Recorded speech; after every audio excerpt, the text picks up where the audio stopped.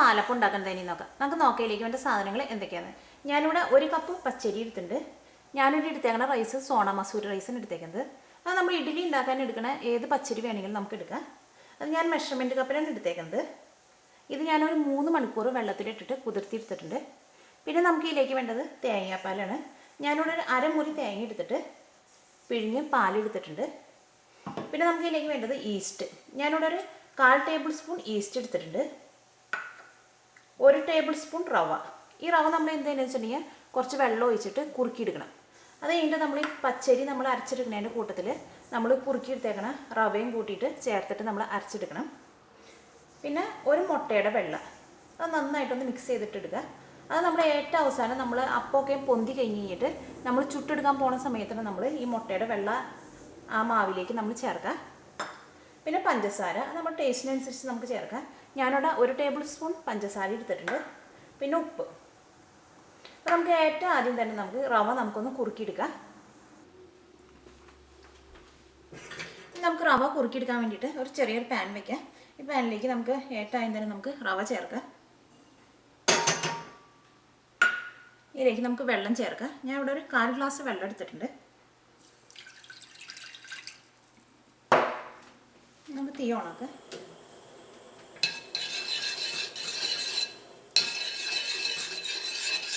ഇത് നമുക്ക് നന്നായിട്ടൊന്ന് കുറുക്കിയെടുക്കുക. ഇത് നന്നായിട്ട് കുറുകിയിട്ട് വെള്ളമൊക്കെ വറ്റിയിട്ട് ഇത് നല്ലൊരു തിക്കായിട്ടുള്ള പേസ്റ്റ് ആവും. ഇപ്പോൾ റവ നന്നായിട്ട് കുറുകി വന്നിട്ടുണ്ട്. ഇപ്പോൾ നല്ലൊരു തിക്കായിട്ടുള്ള പേസ്റ്റ് ആയിട്ടുണ്ടത്. ഇനി നമുക്ക് തീ ഓഫ് ചെയ്യാം. ഇപ്പോൾ നമ്മുടെ റവ കുറുക്കിയെടുത്തത് റെഡി ആയിട്ടുണ്ട്. ഇനി നമുക്ക് പാലപ്പത്തിനുള്ള അരി അരച്ചെടുക്കുക. അതിന് വേണ്ടിയിട്ട് നമുക്ക് കുതിർത്തി വെച്ചേക്കണ അരി നമുക്ക് ഈ മിക്സിയിലേക്ക് ഇടാം. നമുക്ക്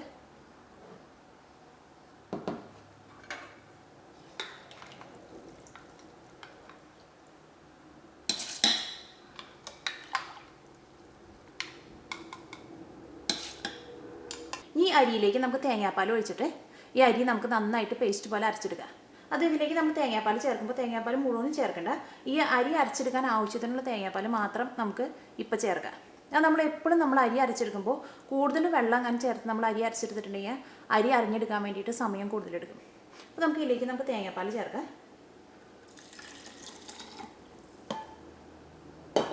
ഇനി ഇത് നമുക്ക് നന്നായിട്ട് പേസ്റ്റ് പോലെ നമുക്ക് അരച്ചെടുക്കാം. ഇപ്പോൾ നമ്മുടെ അരി നമ്മൾ അരച്ചെടുത്തത് റെഡി ആയിട്ടുണ്ട്. നന്നായിട്ട് പേസ്റ്റ് പോലെ അരച്ചെടുത്തിട്ടുണ്ട്. ഇനി ഇതിലേക്ക് നമ്മൾ കുറുക്കി വെച്ചേക്കണ റവ ചേർക്കാം.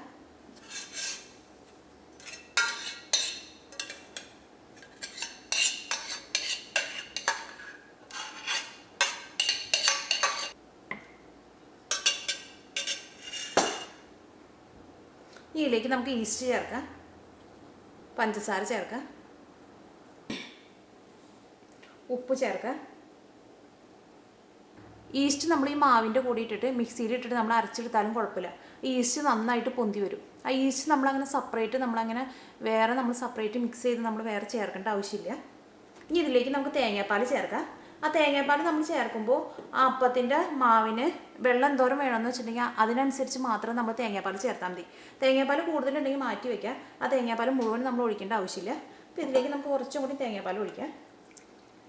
കാരണം കുറച്ച് ബാക്കിയുണ്ട്. ഇത് മുഴുവൻ നമുക്ക് ഇതിലേക്ക് ആവശ്യമില്ല, മാറ്റി വയ്ക്കാം. നമുക്ക് ഇനി നമുക്ക് എല്ലാവരും കൂടിയിട്ട് ഒന്നുകൂടി നമുക്കൊന്ന് മിക്സിയിലിട്ട് നന്നായിട്ടൊന്ന് അരച്ചെടുക്കാം. ഇപ്പോൾ നമ്മുടെ മാവ് അരച്ചെടുത്തത് റെഡി ആയിട്ടുണ്ട്. നന്നായിട്ട് പേസ്റ്റ് പോലെ അരച്ചെടുത്തിട്ടുണ്ട്. ഇനി ഇത് നമുക്കൊരു പാത്രത്തിലേക്ക് ഒഴിക്കാം.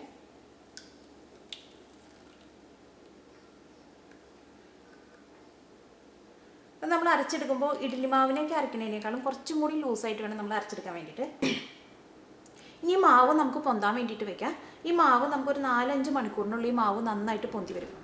അത് നമ്മൾ ഈസ്റ്റ് നമ്മൾ കുറച്ച് കൂടുതൽ ചേർത്തണെങ്കിൽ മാവ് പെട്ടെന്ന് പൊന്തി വരും. നമുക്ക് പെട്ടെന്ന് അങ്ങനെ അപ്പം നമുക്ക് ഉണ്ടാക്കണമെന്നുണ്ടെങ്കിൽ ഈസ്റ്റ് നമുക്ക് കുറച്ച് കൂടുതൽ ചേർക്കാം. അപ്പോൾ മാവ് പെട്ടെന്ന് പൊന്തി വരും. അങ്ങനെ നമ്മൾ അപ്പം ഉണ്ടാക്കിയിട്ടുണ്ടെങ്കിൽ അപ്പത്തിന് അങ്ങനെ ടേസ്റ്റിന് വ്യത്യാസമൊന്നും ഉണ്ടാവില്ല. ഇനി നമുക്ക് ഈ മാവ് നമുക്ക് പൊന്താൻ വേണ്ടിയിട്ട് വെക്കാം. ഈ മാവ് നന്നായിട്ട് പൊന്തി കഴിഞ്ഞിട്ട് വേണം നമുക്ക് ഇതിലേക്ക് മുട്ടയുടെ വെള്ളം ചേർക്കാൻ വേണ്ടിയിട്ട്. അപ്പോൾ നമ്മുടെ പാലപ്പത്തിൻ്റെ മാവ് നന്നായിട്ട് പൊന്തി വന്നിട്ടുണ്ട്. ഇനി ഇതിലേക്ക് നമുക്ക് മുട്ടയുടെ വെള്ളം ചേർക്കാം. ഇനി നമുക്കൊന്ന് മിക്സ് ചെയ്യാം. മിക്സ് ചെയ്യുമ്പോൾ നമുക്ക് പതുക്കെ മിക്സ് ചെയ്യാം. ഇനി നമുക്കിതെടുത്തിട്ട് നമുക്ക് പാലപ്പം ഉണ്ടാക്കാം. അത് നമ്മൾ മുട്ട ചേർത്തിട്ട് നമ്മളത് മിക്സ് ചെയ്തെടുക്കുമ്പോൾ കൂടുതൽ സമയം ഇട്ടിട്ട് നമ്മൾ മിക്സ് ചെയ്യരുത്. ഇനി നമുക്ക് പാലപ്പം ചുട്ടെടുക്കാൻ വേണ്ടിയിട്ട് പാലപ്പത്തിൻ്റെ ചട്ടി വെച്ചിട്ട് ചൂടാക്കുക.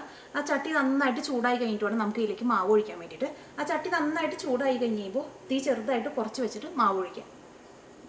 അപ്പോൾ നമ്മൾ ചട്ടി നന്നായിട്ട് ചൂടായിട്ട് നമുക്ക് തീ പതുക്കെ ഒന്ന് കുറച്ച് വയ്ക്കാം. ഇതിലേക്ക് നമുക്ക് മാവ് ഒഴിക്കാം.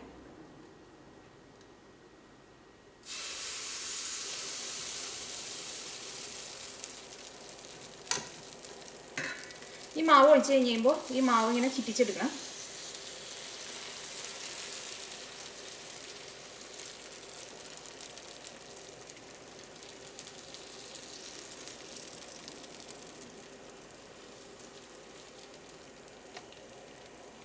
ഇപ്പോൾ മാവ് ചട്ടിയുടെ എല്ലായിടത്തും ഇങ്ങനെ ആയിട്ടുണ്ട്. ആ നടുക്ക് നല്ല തിക്കായിട്ടിരിക്കണം, ചുറ്റോറ് നല്ല തിന്നായിട്ടിരിക്കണം.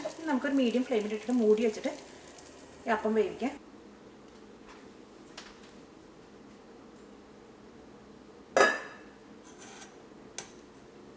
നമ്മുടെ അപ്പം നന്നായിട്ട് മുരിഞ്ഞിട്ടുണ്ട്. ഇതിൻ്റെ സൈഡൊക്കെ ചെറുതായിട്ട് ഒരു ബ്രൗൺ കളറായിട്ടുണ്ട്. ഇതെടുത്ത് നമുക്കൊരു പ്ലേറ്റിലേക്ക് മാറ്റാം.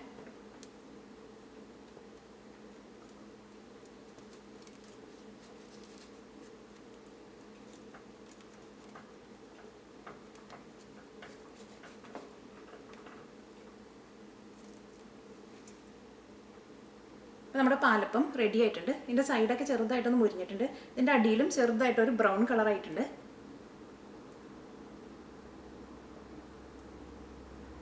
അപ്പം ഇപ്പം നമ്മുടെ പാലപ്പം റെഡി ആയിട്ടുണ്ട്.